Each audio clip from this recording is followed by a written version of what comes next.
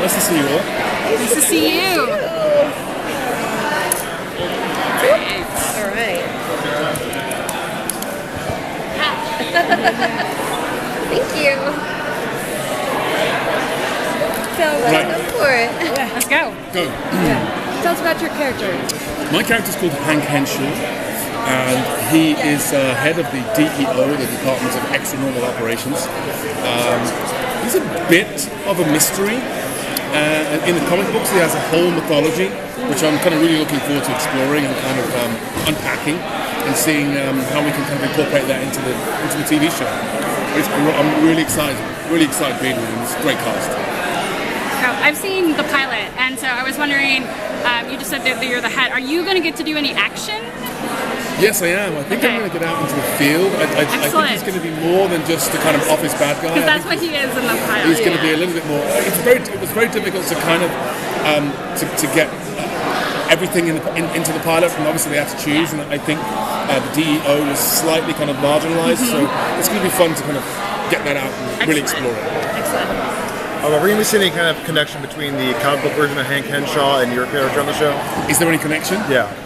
Well, you know what I think is really, really great? I think what's great about comic books, a little bit like Shakespeare, in the Shakespearean plays, is that depending on which production you go to, it's completely interpretive. And I think what's great about our Hank Henshaw is that he's going to be very, very fresh, very, very new. He's still going to embody lots of the characteristics of the comic book Hank Henshaw. But I think we're going to incorporate some new stuff, so it's going to be exciting to see, and for the fans to see how we're going to change him and how we're going to develop him. Thank you. Can you tell us a little bit about the dynamic between your character and Supergirl? Well, Hank, for some unknown reason, which we may or may not find out, has a real dislike of aliens. Again, in the comic book, Superman was partly responsible for the death of Hank's wife, but again, it's so much of that is kind of not specific. So I think how we're looking at it is that he has a real loathing of aliens, but the reason why may surprise you. So watch this space. Interesting. So will we see Hank kind of connect more with Tara's character, even though he doesn't like aliens? So. Well, you know, is it what you the lady doth protest it. I think I'm protesting too much.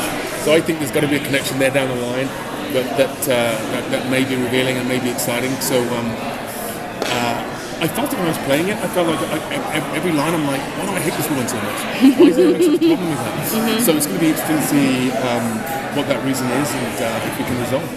Now this is going to be an action show, so are you going to be doing any of your own stunts, or are you going to be able to? Are there going to be any action scenes involving him? I'm really hoping so because there is going to be a lot of action in the show and a lot of kind of physical stuff. So and I love doing a lot of that. I do a lot of my own fights on stage and various other things. So I'm kind of looking forward to getting back in the gym.